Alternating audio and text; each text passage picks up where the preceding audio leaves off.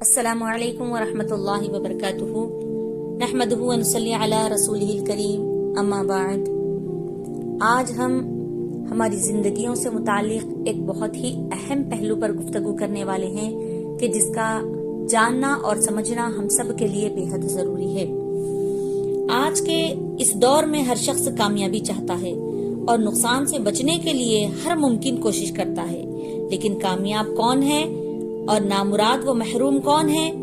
اس بارے میں لوگوں نے مختلف نظریات بیان کیے ہیں۔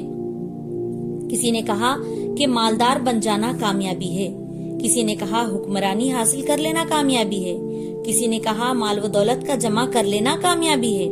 مگر ہم نے دیکھا ہے کہ مالدار بن جانا کامیابی نہیں، مال و دولت جمع کر لینا کامیابی نہیں، اس لیے کہ اگر دولت و شہرت کا مالک بن جانا کامیابی ہوتا تو قارون کامیاب کہلاتا، کیونکہ اس کے پاس انتہائی خزانہ تھا، مگر اس کا انجام کیا ہوا؟ خزانہ سمیت وہ زمین میں دھسا دیا گیا۔ معلوم ہوا کہ دولت و ثروت کا جمع کر لینا کامیابی نہیں، اسی طرح بادشاہی حکمرانی کر لینا بھی کامیابی نہیں،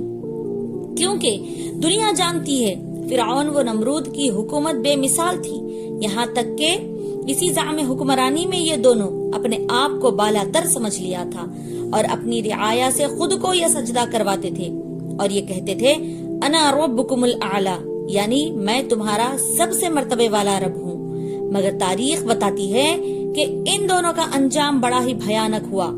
نمرود کو پروردگار نے اپنی ایک حقیر اور چھوٹی سی مخلوق مچھر کے ذریعے سے موت تک پہنچایا، وہ اس طرح کہ اس کی ناک سے ایک مچھر اس کے دماغ تک پہنچ گیا اور اس نے وہاں جا کر کلبلی مچا دی اور اس کے دعوائے خدائی کے سارے چوکڑی بھلا دی، اور اسی کی وجہ سے وہ ہلاک ہو گیا۔ اور فرعون کا یہ حال ہوا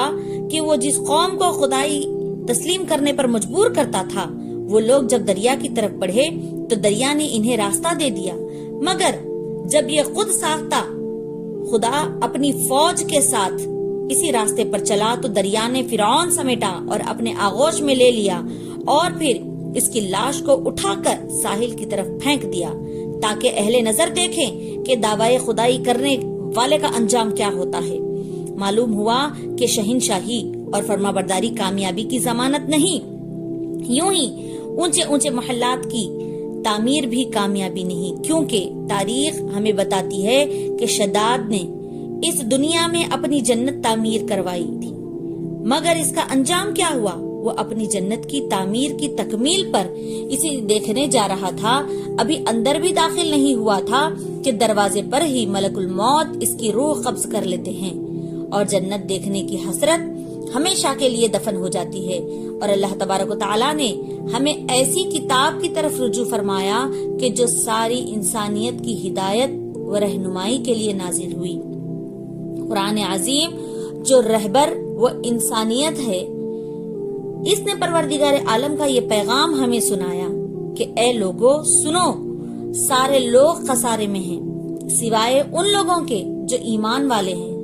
اور جو عمل صالح کرنے والے ہیں، حق و صبر کی تلقین کرنے والے ہیں اور اس پر ثابت قدم رہنے والے ہیں۔ اس آیت مبارکہ میں اللہ تبارک و تعالی نے فلاح و دارین کا ایسا نسخہ بتا دیا جو اس پر عمل پیرا ہو جائے تو یقیناً دنیا و آخرت دونوں زندگی کامیاب ہو جائے گی۔ تو ہم سب کو یہ جاننا ہے کہ وقت انسانی زندگی میں سب سے بڑا اور سب سے قیمتی سرمایہ ہے، کیونکہ اسی وقت میں عبادت ہوتی ہے، اسی وقت میں اطاعت ہوتی ہے، اسی وقت میں محبت ہوتی ہے، اسی وقت میں شان بندگی کا اظہار ہوتا ہے۔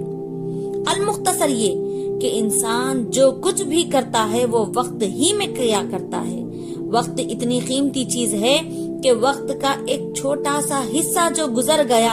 اسے کائنات کی ساری طاقت و توانائی کو صرف کر کے بھی واپس نہیں لایا جا سکتا۔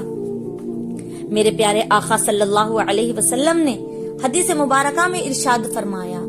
دو نعمتیں ایسی ہیں کہ جن کے بارے میں بہت سے لوگ دھوکے میں ہیں، وہ ہیں صحت اور فارغ وقت۔ تو اس حدیث سے پتا چلتا ہے کہ وقت اگر ضائع ہو جائے تو بعد میں پچھتاوے کے سوا کچھ نہیں رہتا۔ تو ہم کو اپنے وقت کی قدر کرنی چاہیے، وقت پر صحیح افعال جو اللہ تعالیٰ نے ہمیں کرنے کا حکم دیا ہے ان کو بجا لانا چاہیے۔ تو اللہ تعالیٰ سے دعا ہے کہ ہمیں وقت کی قدر کرنے والے اور وقت پر صحیح اور اچھے کام کرنے کی توفیق عطا فرمائے۔ آمین ثم آمین۔